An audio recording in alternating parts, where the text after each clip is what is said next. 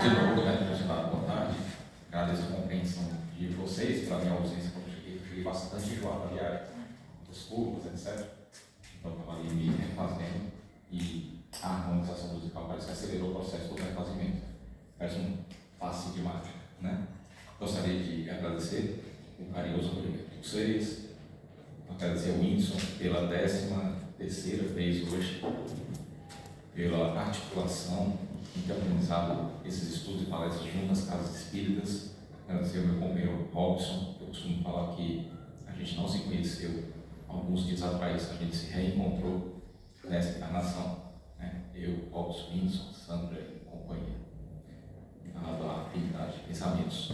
E o tema da tarde de hoje, os mecanismos do livre-arbítrio. Hoje é um daqueles estudos que será necessário destruir para reconstruir. Destruir conceitos para depois reconstruir um conceito mais judicioso, mais lúcido e mais conforme a sã razão.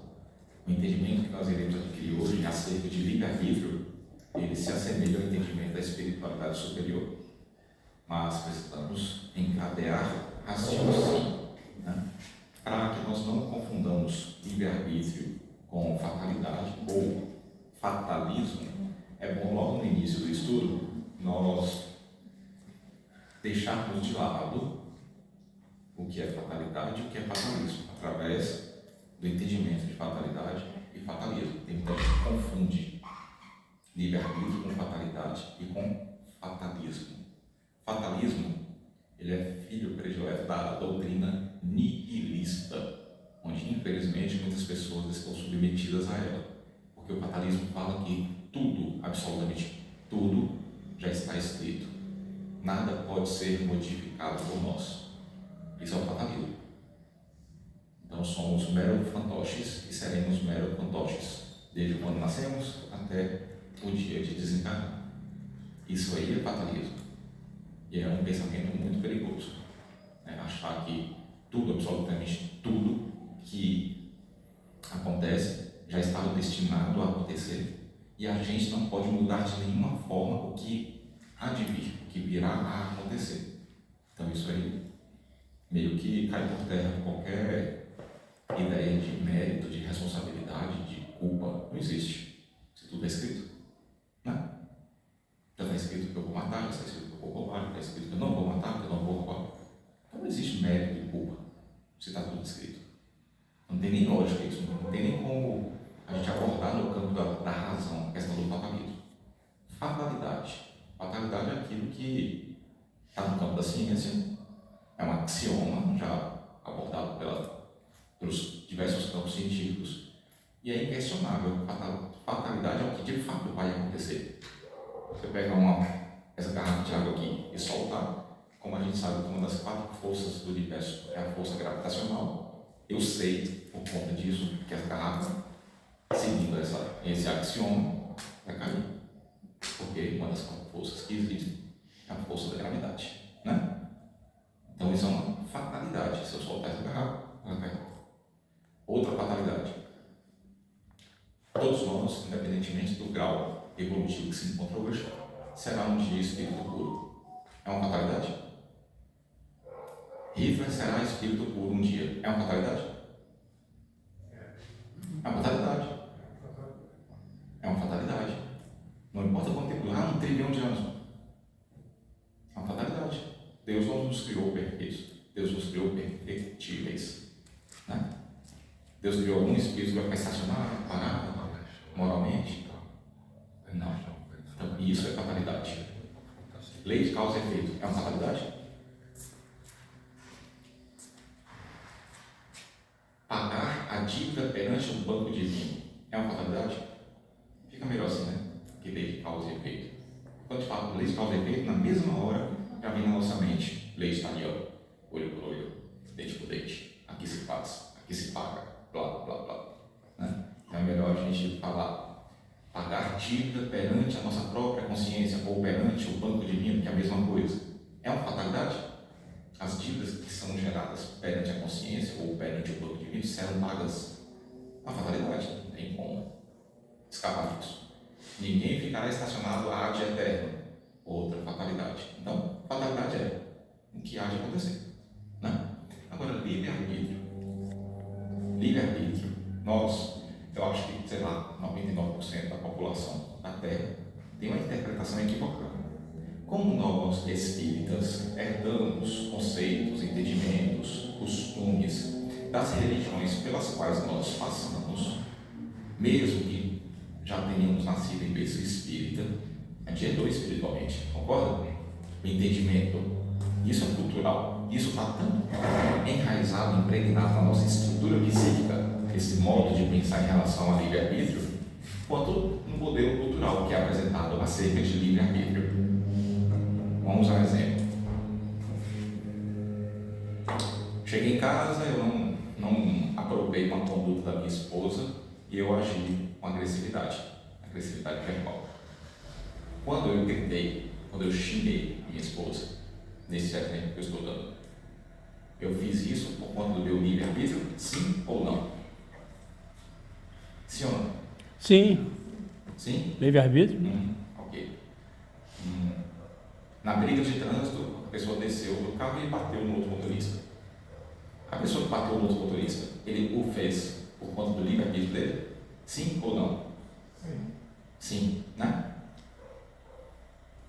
Vamos lá, mais exemplo. A pessoa que puxou o gatilho e atirou na outra pessoa, ela o fez por conta do livre-arbítrio dela? A pessoa que atirou. A pessoa que puxou o gatilho fez por causa do seu livre-arbítrio? Sim, né? Ok. A pessoa que estuprou por causa do livre-arbítrio? Sim ou não? Quando a gente aumenta a hedionda do crime, o nosso espírito de apedrejador começa a ser mais assertivo, mais afirmativo, né? Você percebeu? Porque quando são erros que a gente comete, quando você mente, você fez por causa do seu livre-arbítrio? Sim.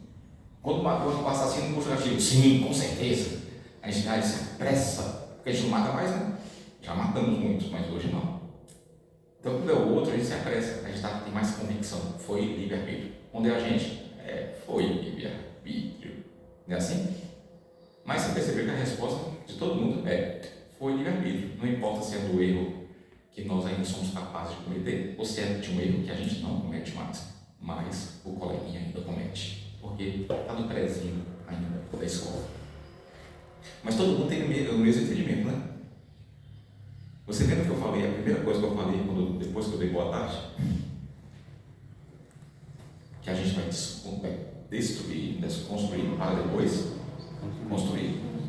Todos os exemplos que eu dei aqui agora, nenhum com letras maiúsculas trata-se de livre-arbítrio. Você fala, é doido. Você lembra que eu falei que 99% da população brasileira interpreta isso como livre-arbítrio? Um dia, não interpretado dessa forma, porque a gente evolui no entendimento. Um dia a gente vai nivelar o nosso entendimento em relação a tudo com o entendimento da espiritualidade superior, com a estrutura da vida maior, isso é natural. Um dos entendimentos que precisa ser urgentemente nivelado, até para controlar o ímpeto do apedrejamento, é do livre-arbítrio. Porque se a gente não entender livre-arbítrio, a gente já tem um ímpeto do fariseu que apedreja. A gente tem uma dificuldade enorme de abrir mão da pedra, deixar a pedra cair no chão. Se a gente não remodelar, não ressignificar esse entendimento, eu não falaria nem ressignificar, porque parece que é algo sutil. É destruir para construir mesmo, porque não é nada sutil a mudança de entendimento acerca de livre-arbítrio. E sabe por quê que a gente tem esse entendimento mega, hiper equivocado acerca de livre-arbítrio? Por conta da dificuldade que temos de fitar todos os acontecimentos com os olhos do Espírito. Nós somos criaturas em processo de despertar espiritual, nós não somos criaturas despertas. Agora, com 2000 anos de atraso, é que a gente está dando ouvido ao apelo que Paulo fez na segunda carta de Timóteo. Desperta, ó tu que dormes, levanta-te dentre os mortos, que o Cristo te esclarecerá. Ele não está falando que Jesus vai vir de novo, depois que eu despertar, vai sentar na minha frente numa cadeira e vai me esclarecer. Ele não está falando isso. Ele está falando que depois que eu despertar, enxergar os acontecimentos com os olhos do Espírito, eu vou ler Jesus, ver Jesus de forma diferente. Eu não falei o Evangelho de Jesus, porque o Evangelho é Jesus. Eu falei ler Jesus, ver Jesus. Agora ouvi Paulo de novo. Desperta do que dorme, se levanta-te dentre os mortos, que o Cristo, ou que o Evangelho, que é sinônimo, te esclarecerá. Aí eu vou enxergar de outro modo, do modo que os espíritos superiores já enxergam. Percebeu? Só que nós somos criaturas, quando eu falo nós, estamos aqui no salão, não a humanidade inteira. Estamos em processo de despertar espiritual. Quem aqui acredita que é um espírito imortal? Todo mundo, né? Todo mundo acredita que é um espírito imortal. Mas quem tem plena convicção que é? Porque quem crê pode descrer um dia. Concorda? O homem acreditou que a Terra era o centro do universo durante muito tempo e foi obrigado a descrer para não se passar por ridículo. Convicção é diferente. Eu acredito, porque eu vi palestra, participo de estudo e eu acredito. Agora, poucos têm convicção. Até os que acham que têm. Quer ver um exemplo? Você olha para o espelho, o que você enxerga? Você? Mas como? Se você é invisível. Eu não perguntei se você enxerga seu carro, seu veículo carnal. Então, quando você olha para o espelho, você enxerga você? Não. Você enxerga quem? O que? Melhor dizendo, né? Quem reflete a pessoa. Corpo é objeto. Quando você olha para o espelho, o que você enxerga? O corpo. Um pedaço de carne, nada mais do que isso. Correto? Correto? Vocês estão me vendo? Sim ou não? Sim. Você viu como é fácil cair na pegadinha do Faustão? A gente não tem convicção que é espírito imortal. Eu acabei de explicar. Eu perguntei, vocês estão me vendo? Não. Não, porque eu sou o quê? Invisível. Agora eu vou refazer a pergunta. Porque eu estou me comunicando com o espírito imortal que somos. É um exercício que tem que fazer, para poder compreender o mecanismo do livre-arbítrio. Vocês estão vendo o meu veículo carnal? Sim. Sim. Agora, me vendo, eu sou invisível. Nós temos forma definida? Sim ou não? Sim. Nós não. Assim, aos outros. Temos? Qual é a forma que nós temos? Personalidade. Forma. Forma. Estou falando de aritmética. Nós temos forma definida. Temos? Eu não estou falando do corpo. Não? Nós. Quando eu falo nós, me refiro a quem? Espírito. Então, peraí. Vamos dar origem. Livro de Gênesis. Deus nos criou a sua imagem e semelhança. Deus é ser humano? Não. Nós temos plenitude de conhecimento acerca de Deus? Não. Sabemos o que é Deus em sua plenitude? Não. Mas nós já temos ideia do que Deus não é? Que já é um grande avanço da sensatez? Sim. Deus não é ser humano. Deus tem matéria? Não. Se Deus nos criou a sua imagem e semelhança, nós temos matéria? Não. Raciocínio lógico. Deus é visível? Não. Não. Não estou falando do ponto de vista poético. Não. Deus está em tudo. Deus é uma árvore. Deus é um pássaro. Estou falando disso não, gente. Estou falando do ponto de vista científico. Deus é visível? Não. Se Deus nos criou a sua imagem e semelhança, nós somos visíveis? Também não. Deus é tangível? Você consegue tocar Deus? Se Deus nos criou a sua imagem e semelhança, alguém consegue nos tocar? Aí a pessoa tem que responder, sabe por quê? Porque a pessoa está se confundindo com o carro. Ela está imaginando que ela é o corpo. E eu vou refazer a pergunta. Se Deus é intangível e nós fomos criados à imagem e semelhança de Deus, alguém consegue nos tocar? Não. Alguém consegue tocar o quê? Meu veículo carnal. Você já viu alguém falando? Meu espírito? Já muito. Meu espírito? Pensa, Muita gente. Tá muito. não fica parecendo que é o carro falando do motorista? O carro parou de frente para o Brasil. Meu espírito foi sacadinho. O carro fala? Como é que fala meu espírito? Isso aí, sabe por que a pessoa fala? Porque ela se enxerga como carne. Mesmo espírita, que fala que tem convicção que é um espírito imortal. Então você viu o quanto que a gente tem que trabalhar? Eu estou falando só em relação a nós. E nem falei dos acontecimentos. Quando alguém entra aqui, bota a arma na minha cabeça, passa o celular, iPhone 17, que eu comprei semana passada, e ele leva. Vem na minha cabeça do Cristiano, na mesma hora. Obrigado, Deus. Não obrigado por ele não ter atirado. Obrigado pelo isso que eu estou passando, que eu acabei de pagar uma dívida, porque na vida passada eu roubei muitos iPhones. Eu agradeço, beleza. É normal isso?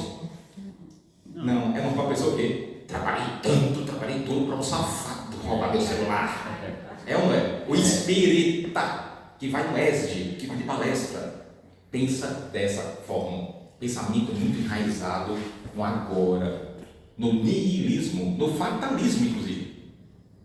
Ele vai no ESD, sabe que tudo que acontece, principalmente as coisas ruins, são bênçãos. Ele leu no Evangelho segundo o Espiritismo que Joana de Anjos escreveu, Joana nessa ocasião se identificando com o Espírito amigo, que a bênção é uma dor que Deus dá aos seus eleitos.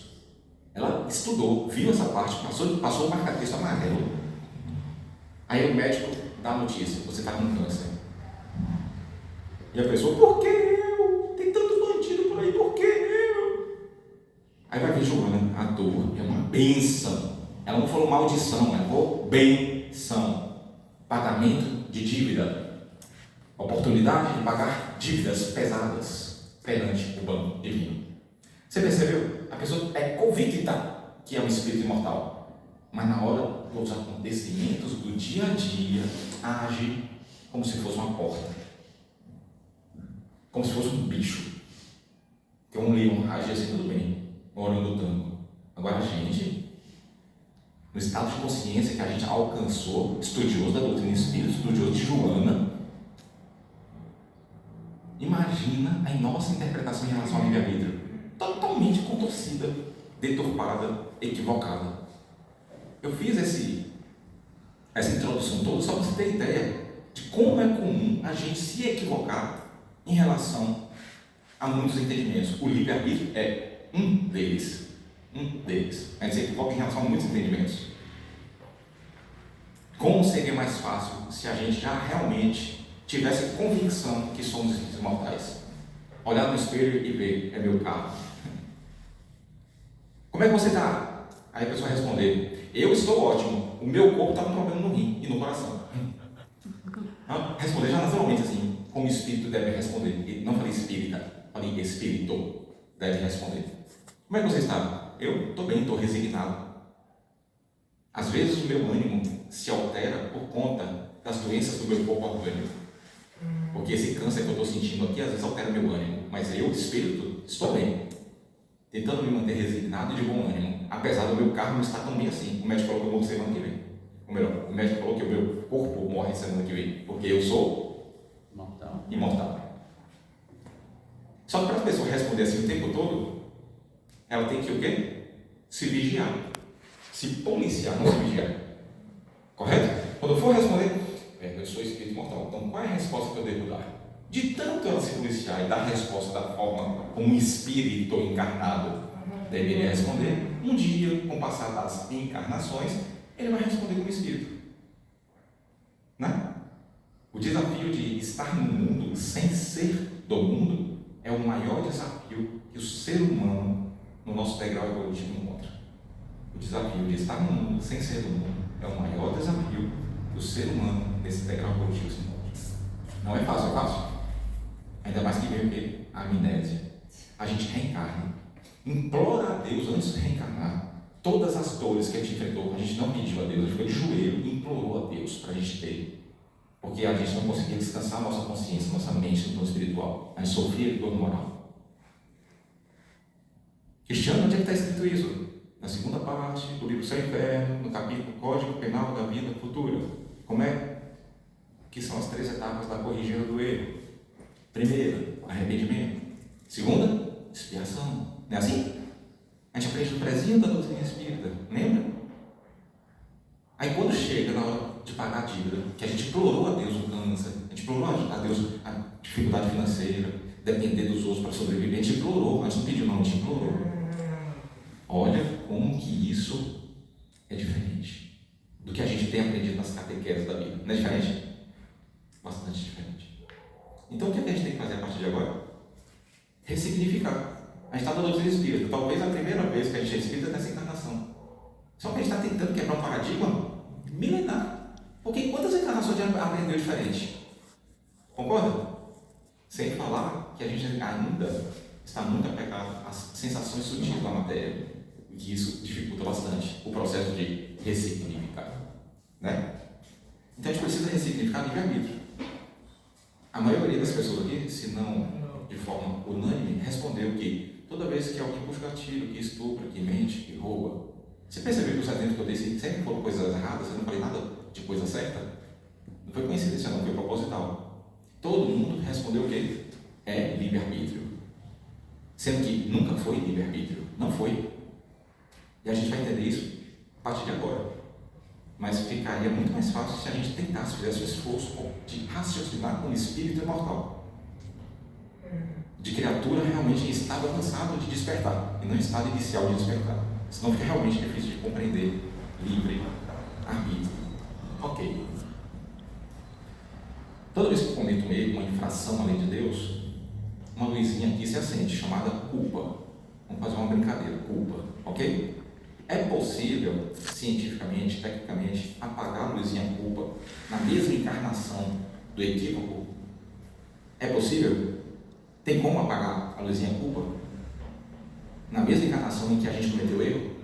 Tem. Tem. Como? Fazendo bem. E tem outra forma? O Windows respondeu, o pessoal ouviu atrás? Praticando o bem. Por quê? Onde está escrito isso no Evangelho? Segunda carta de Pedro, segunda epístola, o amor cobre uma multidão de pecados. Né? Se do momento que eu cometi o mal, acendeu uma luzinha aqui chamada culpa, o que vai fazer a gente sofrer não é a luz, não é a culpa. Sabe o que faz a gente sofrer? A intensidade da culpa, que é diferente da culpa em si. Eu vou entrar muito aqui no mérito, porque amanhã, que é a última palestra, eu vou falar muito sobre culpa, para quem for assistir. Mas a intensidade da culpa é que machuca. E quando a gente desencarna, essa culpa se converte em dor moral. Todos os espíritos do universo, não só da Terra, quando estão no plano espiritual, se a luzinha culpa ainda estava acesa quando desencarnou, essa culpa virou dor moral. Dor moral muito forte, inferno muito grande. Aí o inferno não é alegoria, tá? Do ponto de vista alegórico. Inclusive hoje a gente vai fazer uma palestra sobre céu e inferno na visão espírita. A gente vai explicar direitinho o que é céu, diabo, anjo. Então, tá.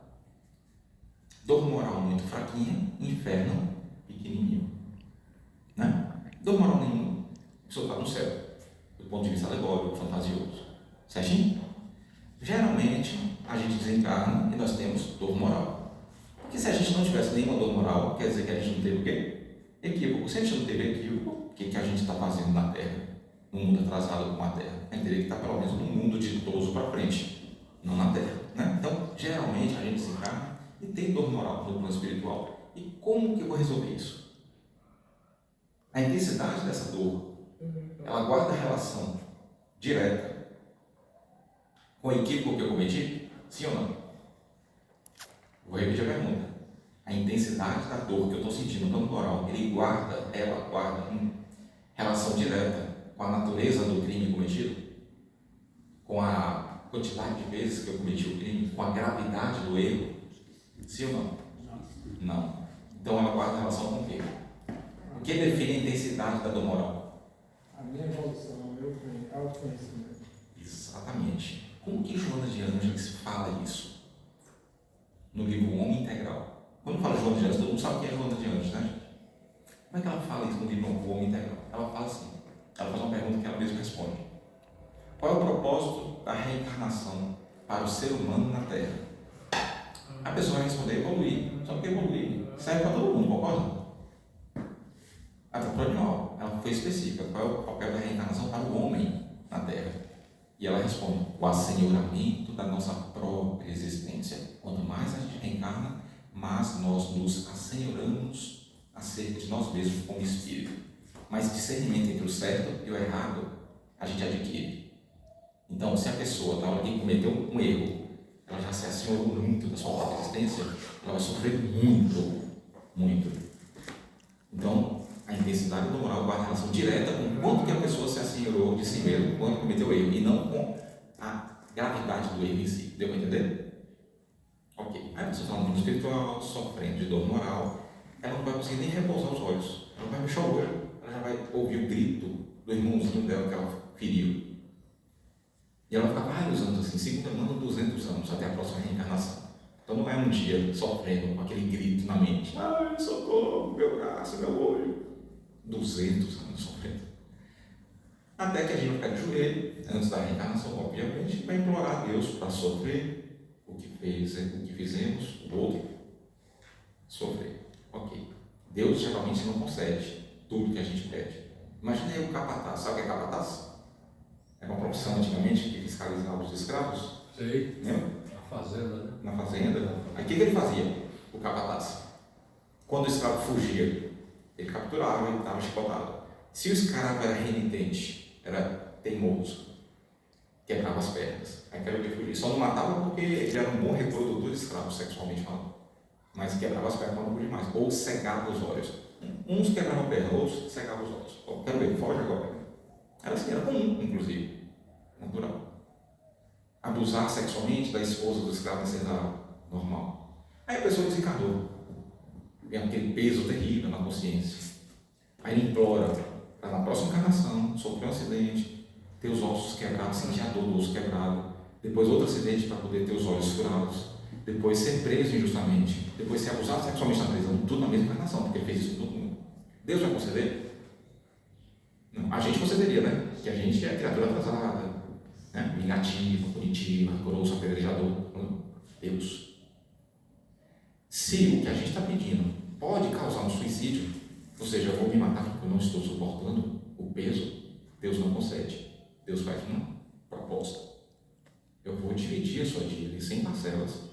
Você vai pagar uma parcela até centésimo. Deus é infinitamente misericordioso, porque ele fala, se você pagar primeiro com a prática do bem, isso está registrado em Lucas, se você pagar primeiro com a prática do bem, eu perdoo as outras 99.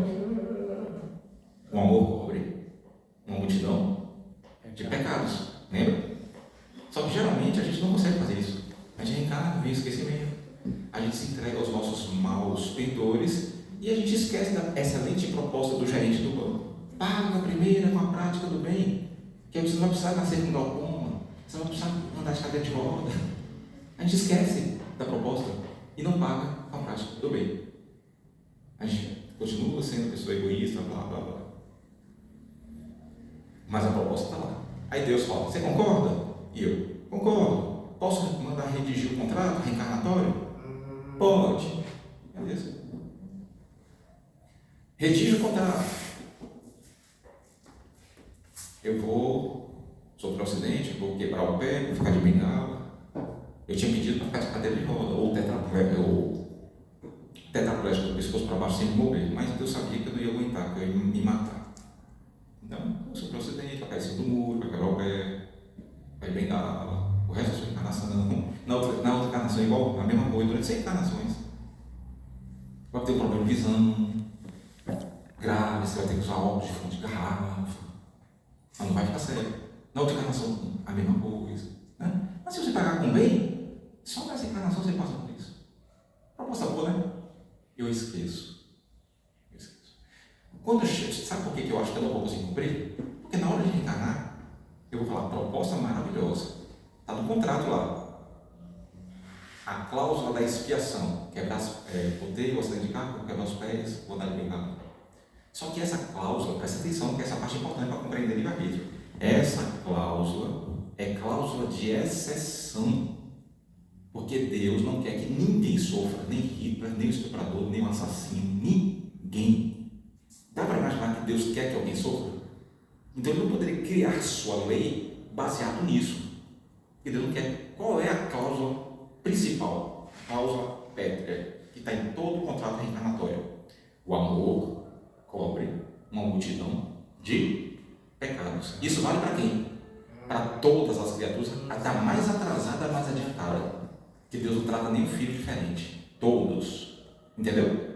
Aí vem um assassino que matou 50 na encarnação passada, pediu para sofrer, pediu para passar por Deus, vou te conceder isso aqui de sofrimento. Só que isso aqui vai ser cláusula de exceção. Por quê? Porque se você praticar o bem desde bebezinho, desde quando nasceu, até o dia da cobrança da dívida, até o dia do acidente do carro, até o dia que você cai em cima do muro, aí Chico Xavier falou o quê? Quando chega o cobrador para cobrar a dívida, manda a providência divina que a dívida seja suspensa por tempo indeterminado.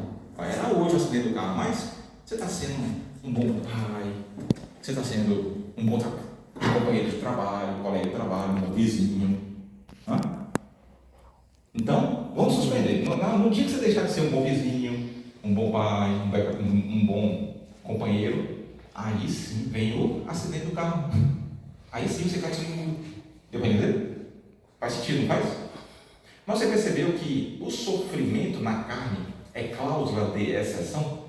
Normalmente a gente faz isso? A gente reencarna e é excelente filho, excelente esposa, excelente pai, Não, normalmente a gente se entrega aos interesses pessoais. Concorda? A gente comete equívocos. E quando chega no dia da expiação, e aí, pagou com bem? Não. É quase que unânime esse não. Não. Então vem o quê? Agora vem a cláusula de exceção, que é o quê? Sofrimento. Deu para entender? Sofrimento. Ok. Até aqui tudo bem? Se você tivesse que fazer uma placa para botar no seu quarto, sabe qual placa eu sugeriria? A gente está no mundo de expiação e provas. A maioria das pessoas aprende no ESG que é natural sofrer. Não é natural, é estatístico. Falar que é natural é uma ofensa a Deus, porque se Deus tivesse sentimento de chorar, ele choraria. Matou. Aí, ó, quebrou as pernas, não era para quebrar as pernas. Era para praticar o bem, para não ter que quebrar as pernas. Olha o câncer, não era para ter câncer. Era para praticar o bem, para não ter o câncer. Deus deixou chorar. Né? Então a placa seria assim: ninguém está fadado a sofrer. Todos nós estamos sujeitos a sofrer. Percebe a diferença? Porque a gente aprende no ESD que todo mundo está fadado a sofrer no espaço em provas. Parece que é uma herança que a gente traz aí das catequeses das outras encarnações, ou mais antigo ainda, né? Que está vinculado diretamente à lei de Talião, que é uma lei de 3.600 anos atrás. Parece que a gente ficou tanto tempo submetido à lei de Talião que, mesmo fazendo ESD na doutrina espírita, parece que a gente está fadado a sofrer. Ninguém está fadado a sofrer. Todos nós estamos sujeitos a sofrer, porque a gente só vai sofrer se a gente não praticar. O bem é lei universal, que vai com todos os espíritos do universo inteiro, não é da Terra, não. Misericórdia eu quero, sofrimento não. Exatamente. Misericórdia eu quero, sofrimento não. A gente tem que sedimentar esse raciocínio. A gente está sedimentando agora, né? Vamos chamar aquele sofrimento que é exceção, porque a gente não praticou bem, de escândalo. Mas não escândalo no sentido de repercussão negativa de um fato. Que a gente, aqui no Brasil, quando fala escândalo, o marido traiu a mulher traiu o marido, né? Escândalo, né? Fulano foi preso, que escândalo. Não é esse não. Escandalon em grego, né, que é o grego antigo, significa armadilha. Então, o escândalo que está na Bíblia vem de escandalon, armadilha. Só que é óbvio que Jesus não falou escandalon, porque Jesus se comunicou em aramaico. Jesus só se comunicava em hebraico, a título de curiosidade, em momentos litúrgicos. Desde quando o povo judeu ficou preso, escravo na Babilônia, é que eles foram mudando paulatinamente o idioma deles de comunicação do dia a dia, do hebraico para o aramaico, contra o convívio com o povo de Arã, os arameus. Então, quando Jesus chegou, já tinha bastante tempo que eles se comunicavam em aramaico. Então, o que saiu da boca do Cristo? Lembrando, quando foi traduzido pelos tradutores informais, a palavra que saiu da boca do Cristo foi traduzida para qual que eu falei agora? Escandalon, em grego, koiné, que era o grego da época de 9 vocais, que significa armadilha. É importante a gente saber essa etimologia. E da boca do Cristo, qual palavra que saiu? Skoslav. Skoslav, em hebraico primitivo, significa pedra de tropeço, porque não existe uma terminologia, uma tradução em grego koiné, que significa pedra de tropeço. Então, o mais perto que daria para traduzir para o português seria para isso aí. O que saiu da boca do Cristo é: a pedra de tropeço é necessário. Ou seja, se eu quebrei as pernas de alguém, na próxima encarnação seria necessário eu, num dado momento da minha trajetória, me deparar com uma pedra de tropeço. Eu caí de cima do burro e quebrar meus pés. Deu para entender? Ou seja, eu não chegarei ileso até o final da encarnação. Um câncer, pedra de tropeço. Deu para entender? Um bandido que atirou em mim e eu fiquei paraplégico. A arma dele, Isso aí foi ao acaso? A gente aprendeu da doutrina espírita que acaso não existe, né? Você pode ficar com rebeldia em relação a quem atirou. Mas falar que foi ao acaso, não. Né? Você não merecia aquela bala, não. Segundo Jesus, isso aí é o quê? Pedra de tropeço. Então lá em Mateus 18, Mateus 19 fala do Cristo. A pedra de tropeço se faz necessária, mas ai através de quem vem a pedra. Ai quem for o responsável pela pedra de tropeço. Lembra dessa fala dele? O escândalo é necessário, mas ai através de quem o escândalo venha. Eu só mudei o escândalo. Eu poderia falar armadilha aqui em grego, né? Mas eu falei da forma que os judeus entenderam. A gente está tentando se colocar no lugar do ouvinte do Cristo, para entender Jesus. Jesus falou pedra de tropeço. Então vamos separar por parte. Se eu não praticar o bem, faz de conta que as leis principais, como essa, por exemplo, o escândalo é necessário, são cláusulas constitucionais. Existe no Brasil alguma lei maior que a Constituição? Sim ou não? Não. Não tem, juridicamente não tem, Não é. correto?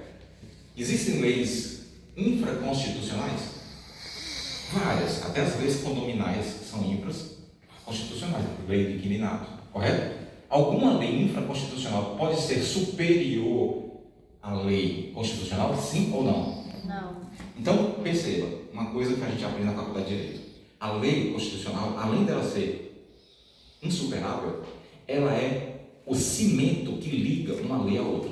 Entendeu? Quando eu vou redigir um contrato de aluguel, no contrato tem que ter esse cimento. Eu não posso burlar, eu não posso ferir a Constituição em nenhuma das cláusulas, nem nas alíneas de um contrato eu posso ferir a Constituição. Deu para entender? Então a Constituição Federal, nada. Então existem leis de Deus que são cimento, que está enraizada. Essa, por exemplo, o escândalo é necessário. É uma lei constitucional. Certo? Só que existem leis infraconstitucionais que precisam de um acontecimento para ser ativado. Ela não fica lá parada. Se acontecer isso, ativa.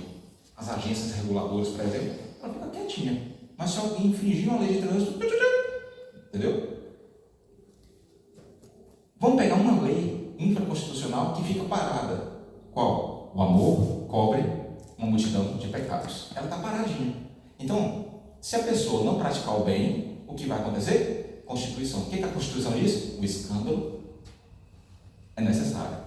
Se a pessoa se moveu e praticou o bem, aí vem o quê? A ativação da lei infraconstitucional, que é uma lei que está abaixo da Constituição. Que é o quê? Cancela a expiação, acidente de cair de cima da escada, cancela. Por quê? Porque uma lei infraconstitucional foi ativada.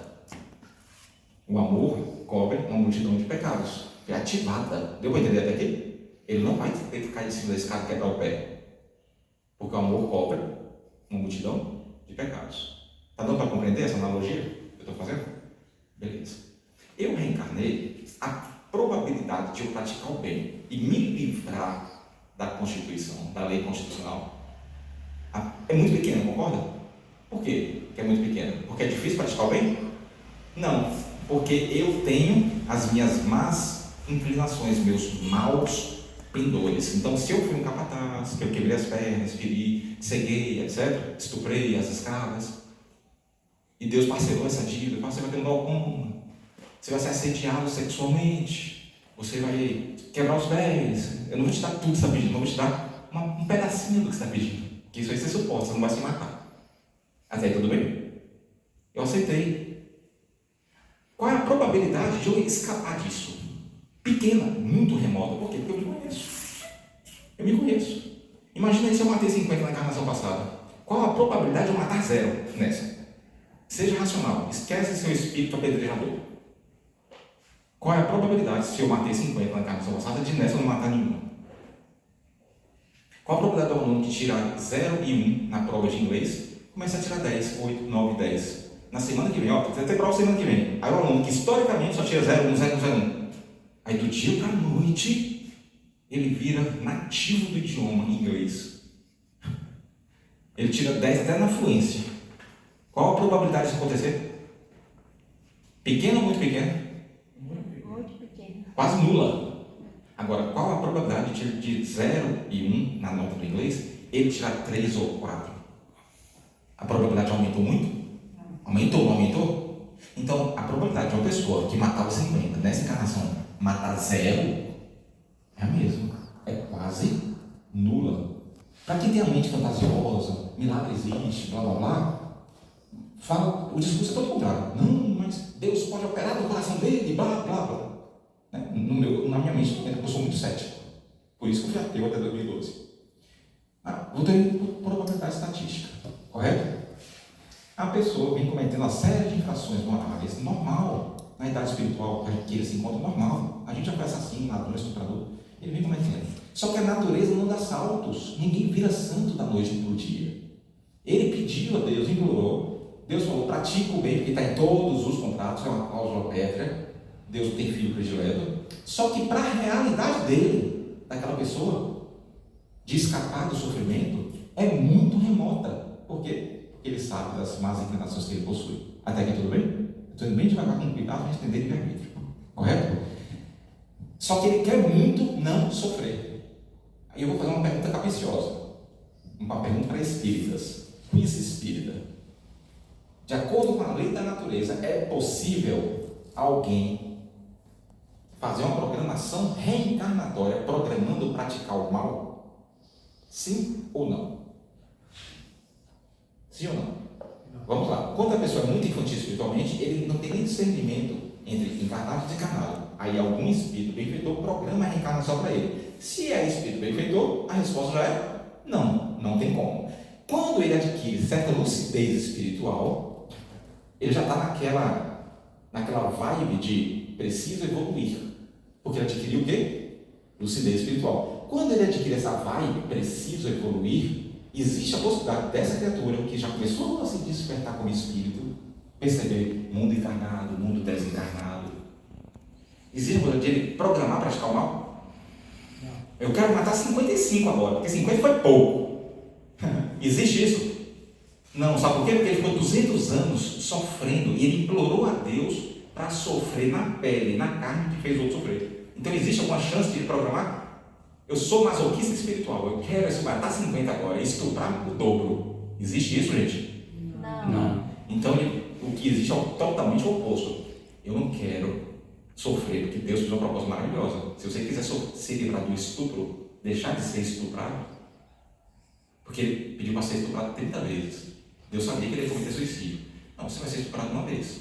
Mas você só vai ser estuprado uma vez nessa encarnação, se você não praticar o bem. Ele vai querer ser estuprado? Ele nem sabia que tinha essa possibilidade. Deus que falou para ele. Quando falou Deus, não foi Deus ali, sentou, botou a cadeira na frente dele, não. Foi um enviado de Deus, Espírito, evoluído, blá blá.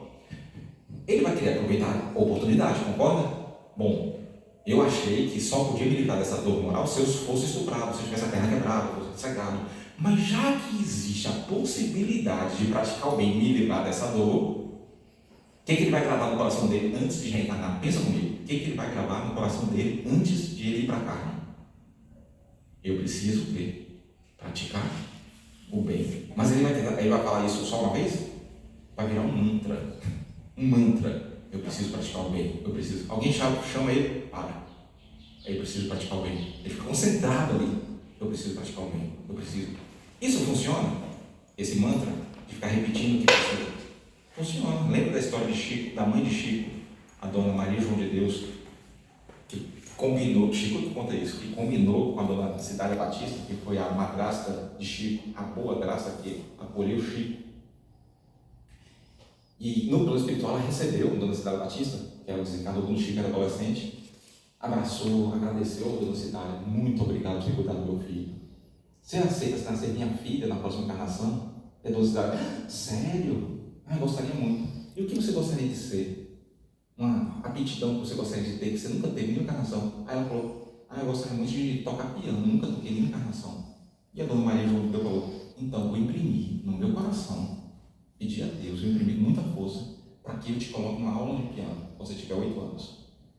Ou seja, essa questão de mantra, de vou praticar o bem, vou praticar o bem, vou praticar o bem, fica gravada. Então você está aqui acordada, em estado de sonambulismo, como nós estamos, acordado com o pai, está no sonambulismo espiritual. Porque todo mundo aqui tem sono, você sabe, né? Só está acordado quando dorme. Aí você lembra de tudo, porque você nasceu filha de fulano, porque você está com câncer, porque você está... parente difícil, porque está sem dinheiro. Agora ninguém lembra. Está sentindo a pele, mas lembrar por que você pediu, implorou a Deus para passar por isso, não lembra. Concorda? Então está todo mundo aqui em estado de sonambulismo espiritual. É outro exercício que a gente tem que fazer, que é sonambulismo. Então a pessoa está lá, a pessoa que matou 50, eu não vou matar, eu não vou matar, eu não vou matar, eu não vou matar. Aí reencarna. Qual a probabilidade de uma pessoa que tirava 0 em vez de tirar 10? Quase nula. Qual a probabilidade da pessoa que matava 50 começar a não matar ninguém? Quase nula. Mas qual a probabilidade de ele reduzir muito esse número de 50? Se a persistência dele for muito grande. Fala para mim. Grande. Se ele matar 30, para Deus foi um grande avanço ou um pequeno avanço? Grande. Deus mataria, vamos pegar o filho pródigo, Deus mataria uma ovelha por causa desse avanço? Cristiano, ele matou 30. Aos nossos olhos de apedrejador, não. Mas Deus, que sabe que morte não existe, que a pessoa, inclusive, que morreu, precisava passar por aquilo, que a bênção é uma dor, blá blá blá. É lógico. Olha o avanço. Meu filho tirava 0 na prova. Está tirando 5? Eu gostaria de um 10, mas parabéns. Quando o assassino que matou 30 voltar para o plano espiritual, sabe o que Deus fala? Parabéns, você avançou muito. A gente não, né? A gente vai apedrejar, porque o bandido é um bandido desencarnado. Eu não posso falar isso na casa espírita, porque as pessoas estão loucas por política. Mas Deus está vendo o quanto que a criatura evoluiu. Volta a fita até o momento do primeiro assassinato. Ele vai matar 30, tá, gente? Que para Deus vai ser um grande avanço, vai matar uma bezerra, fazer um churrasco. Parabéns, aí, você evoluiu. E o homem de bem, que não matou nenhum, mas não evoluiu nada, vai achar que Deus vai fazer um churrasco para ele. A gente entendeu muito mal a parábola do filho pródigo. A gente entendeu muito errado a parábola do filho pródigo. Volta a fita, vamos lá. A pessoa que implorou a Deus para não matar. Eu não vou matar, eu não vou matar, eu não vou matar. Só que ele tem a má inclinação dele. Ninguém se elimina de má inclinação do dia para a noite. Substitui o matar do espírito infantil, que está no prezinho, para o mentir, que está no nosso estágio evolutivo, aqui no 9º ano do Fundamental 2. Mesma coisa. Mesma coisa. Se uma pessoa é mentirosa, é orgulhosa, qual a probabilidade dela ser santa na próxima encarnação? Não mentir, não ser orgulhosa. Quase nula. É um processo. Se para a gente é um processo, para o assassino também é. Deu para entender? E quando fala assassino, a gente pode se colocar também, porque todos nós estivemos nesse estágio evolutivo. Ou alguém saiu de lá do maternal e já foi para o 9º ano. Pronto. Eu não precisei passar pela alfabetização, pelo primeiro ano, porque eu sou espírito puro, Deus me criou santo. Ninguém, né? Em pensar assim é orgulho. Olha aí. Ok. Estou aqui para matar a primeira vítima. A mão vai fazer assim, ó. Eu vou hesitar com H, tá? De querer desistir. Ele vai e puxa o gatilho. Pô! Puxei o gatilho. Ele tem mais 29, né? Ele é tão persistente que ele vai matar 30, não 50. Puxei o gatilho. Quando ele puxou o gatilho, foi livre-arbítrio dele? Sim ou não? Agora as pessoas estão até com medo de responder. Não era isso que ele queria, mas foi isso que ele fez. É aqui, nessa cozinha? É. Aqui dentro do salão? Vocês estão ouvindo? Só eu estou ouvindo. Estou ouvindo. Tem uma buzina aí. É só uma alarme. Tá lá fora? O carro que eles falam aí. Parece alarme de trem. Parece. Alarme no ônibus. Oi? Alarme no ônibus. O Whindersson. Ônibus. Eu botei os postos Vou botar no vocês no dia. carro. Esse alarme é bom. Volta aqui, porque aqui está no ápice do estudo. O ladrão puxou, o assassino puxou, né? Ele puxou. É livre-arbítrio? A nossa língua fica coçando, porque a gente é apedrejando ainda. A gente gosta de apedrejar as pessoas. A nossa língua fica coçando e fala, é sim, ele bateu porque quis, né? A gente fala isso, porque a gente tem um hábito de apedrejar, até hoje. Mas do ponto de vista espiritual, do ponto de vista de Deus, faz de conta que você é Deus agora, está do lado de Deus, vocês estão olhando. A pergunta é, ele espiritualmente queria matar, sim ou não? Ele sabe as consequências de matar para ele. Espiritualmente ele queria matar? Não. Então, já que ele puxou o gatilho e espiritualmente não queria matar, muito pelo contrário, porque ele ficou naquele mantra, eu não vou matar, lembra? Aí ele está aqui acordado, vem a amnésia, ele se entrega aos maus pendores, como todos nós nos entregamos, sabe? reunião de família, quando a gente fica falando mal dos outros pela costa? Maledicência. É a mesma coisa que assassinato para a idade daquela pessoa, sabia? Quando a gente pratica maledicência, a gente está tirando nota 2 naquele quesito. Quando o bandido que está no prezinho mata, ele está tirando nota 2 na disciplina dele. Para Deus é tudo aluno ruim. Para Deus ele não divide. Assassinato é mais grave que a maledicência. Assassinato é mais grave que a mentira. Ele não divide assim não. Ele divide. Para você fazer um círculo, você está no ensino médio. É fácil ou difícil?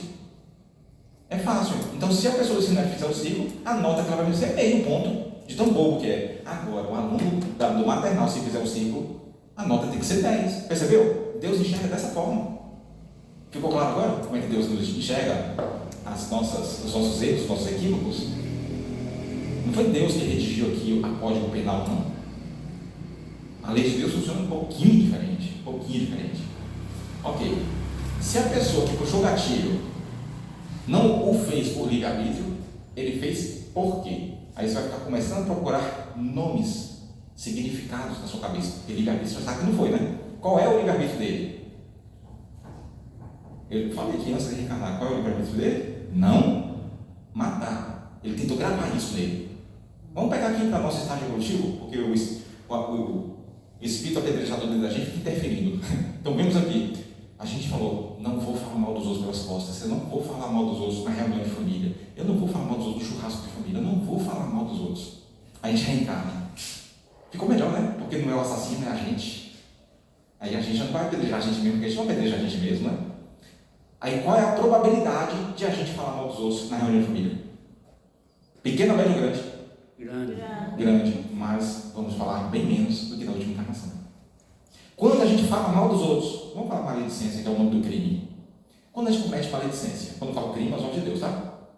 A infração espiritual. Quando a gente comete ali aquela infração espiritual de falar mal dos outros, a gente fez porque quis, espiritualmente falando? A gente queria? Não. Antes de reencarnar, a gente fez o quê? Não vou falar mal dos outros, não vou. Maledicência é uma coisa horrível, até covarde, porque a pessoa geralmente não está presente para se defender. Eu não vou falar mal dos outros.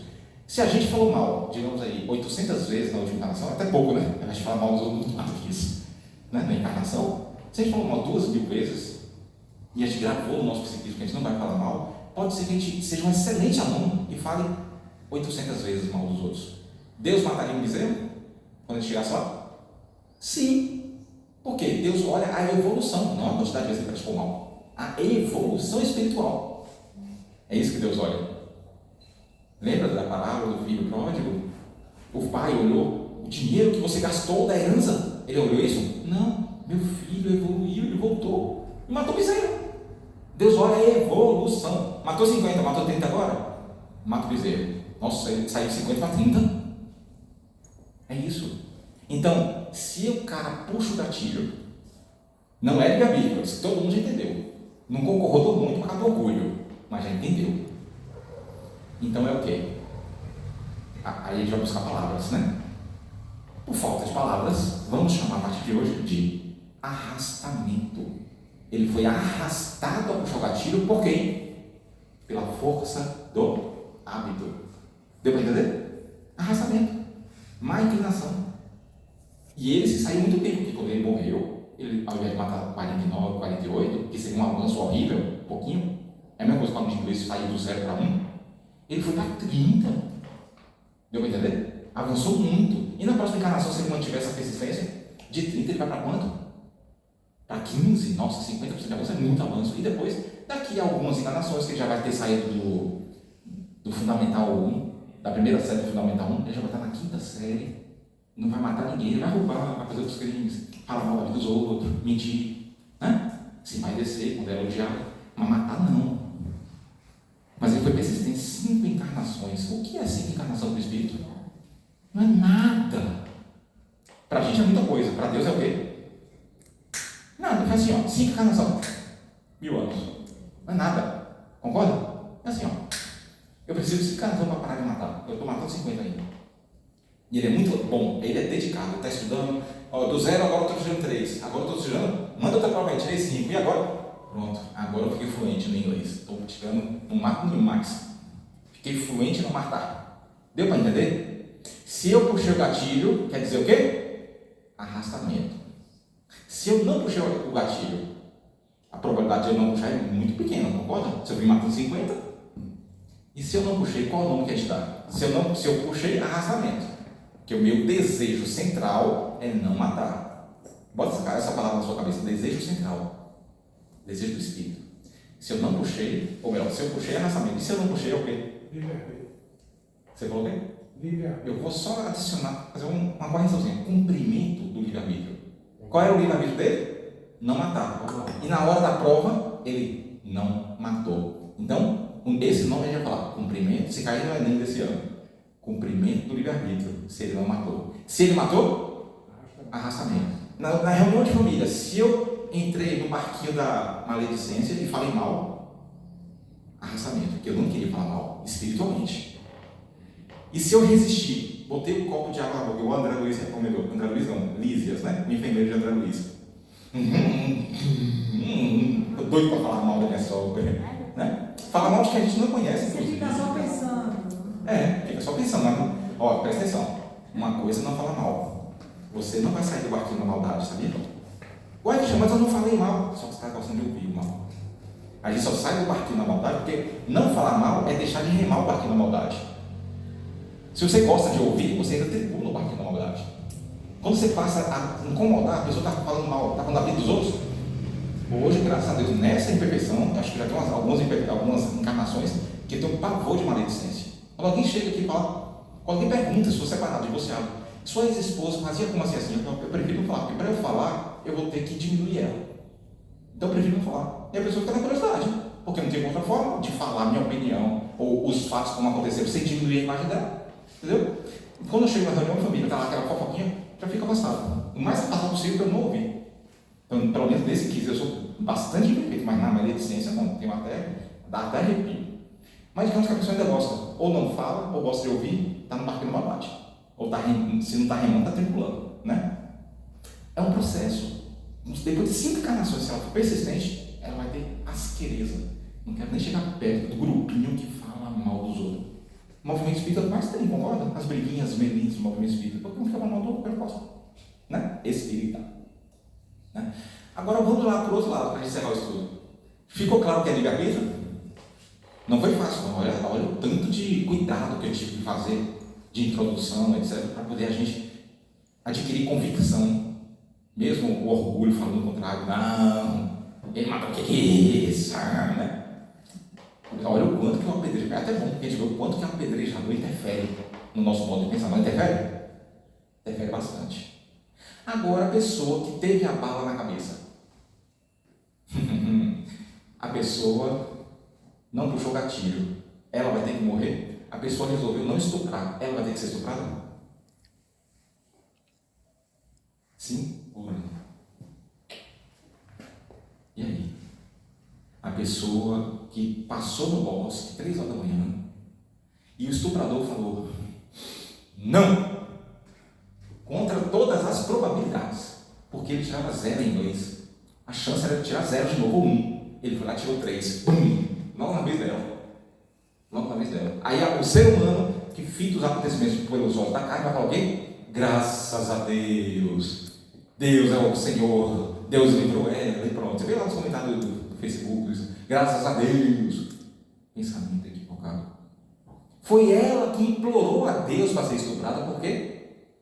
Porque ela fez isso em muitas encarnações.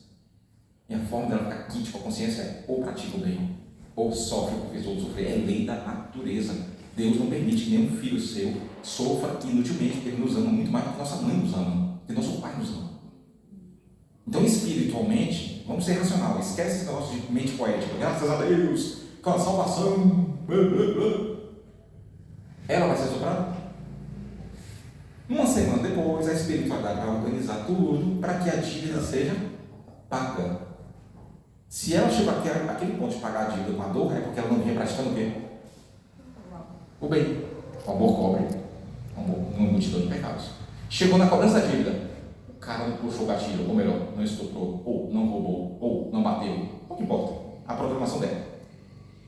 Uma bênção. João de Jesus fala o quê? A dor é uma bênção que Deus dá aos seus eleitos. A bênção não veio naquele momento. Aí você fala, nossa, Cristiano, chamar agressão de bênção? bota a culpa da Joana para discutir com ela, não comigo, tá? Joana, fala que a dor é uma bênção. Eu posso contar um caos para ilustrar aqui a situação? Em João Pessoa a gente tem um passeio matinal ali na calçadinha. Né? O trânsito fica parado, não passa carro, só pessoas caminham. Uhum. E certo dia, eu fui caminhar. Não. Para registrar. Não. Eu fui caminhar. E aí, de repente, eu vou pelo meio da pista, porque tinha muita gente aqui, eu vou aqui.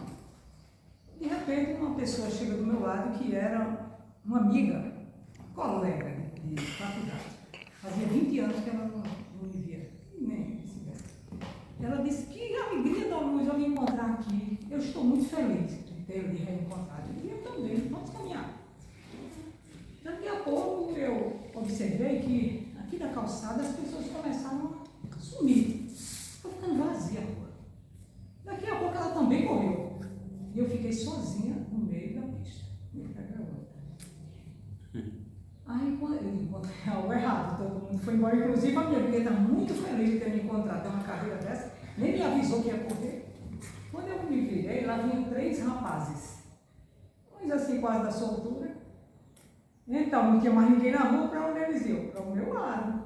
Eu percebi a situação, me enchi de compaixão, porque foi uma coisa natural em mim. Eu vou até fazer o gesto, eu me virei. Eles vinham, quando eu olhei que eles vinham a uma distância de uns 8 metros. Eu fui lá e disse: menino, o que vocês estão fazendo aqui essa hora, criatura? Isso é a hora de vocês estar aqui, 6 horas da manhã, e a mãe de vocês em casa esperando, a noite toda. E eles ficaram sem ação. Mas eu estava fazendo aqui naturalmente, também não estava em teatro não. Aí eu peguei, aí quando eu vi, um estava com um punhal aqui, uma arma, né? Foi o que ficou do lado esquerdo, disse assim: tia, sabia que eu tinha 17 anos? Que eu tenho 17, meu filho, você pode ter 50. Para mim, você é criança, é meu filho. Aí o outro disse: tia, me dê esse boné. Eu disse: meu filho, isso é boné de mulher, não dá certo para você não. Vamos caminhar. E eu levando eles para caminhar. Quando eu cheguei mais na frente, o outro disse assim: rapaz, deixa a tia. Gente boa. Deixa a tia. Aí subiram uma barreira lá, uma mata, e os homens corajosos de uma pessoa começaram a chegar. Saí de deixar das barracas e a minha amiga nunca mais viu. Sim, vi depois de 20 anos de novo, não foi? Pra quem tá vendo o vídeo depois aí, ó, corajosos, entre aspas.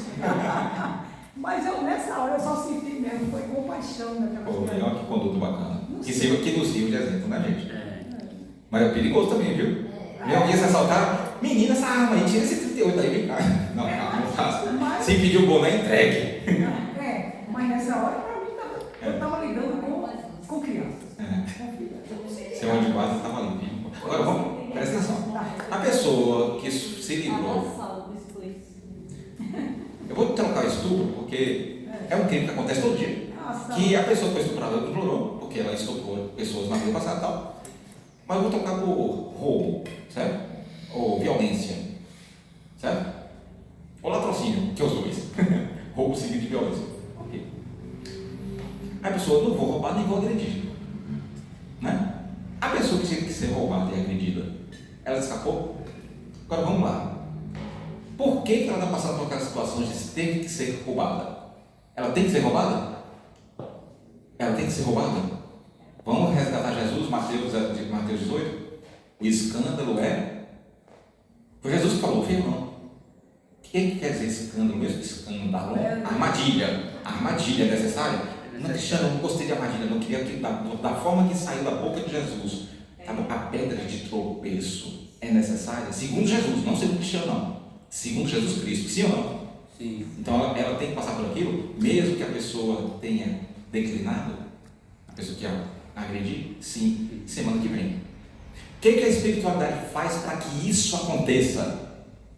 Anote aí que é a palavra principal do estudo: probabilidade. Sabe por quê? Senão você vai falar, então quer dizer que para ela pagar o que deve a Deus, sempre vai ter que existir um criminoso? Não. Probabilidade. Quem está tirando 0 em inglês? É assim. Vamos colocar no caminho dele. Quem tem a maior probabilidade de agredir na hora do assalto? Aquele dali, porque ele já fez isso 100 vezes na encarnação passada. Aí vem a espiritualidade e coloca no bosque, onde ela vai ser assaltada, vai ser agredida. Por quê? Porque aquela criatura, a espiritualidade tem todo o histórico. Ele está tirando 0 em inglês há tanto tempo, não é possível, ele vai tirar 10 agora. Você entendeu? Ele já fez isso 100 vezes na encarnação passada.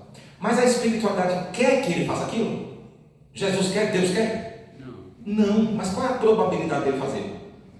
Por causa do estágio evolutivo dele? Muito alta. Então botou no caminho, por questão de prova. E a maior prova que Deus não quer, que Jesus não quer que ele roube e agrida, qual é? O escândalo é necessário. Mas, através de quem o escândalo venha. Por que Jesus falou isso? Para falar que aquela pessoa que puxou o gatilho, que bateu, ela foi totalmente contra as leis de Deus. Mas foi inevitável para ela naquele momento. Porque a natureza não dá salto, ela não sai do 0 para a nota 10, de uma hora para outra. Jesus só falou isso para falar: eu sei que você vai agredir, por causa do seu estado evolutivo, mas eu não aprovo.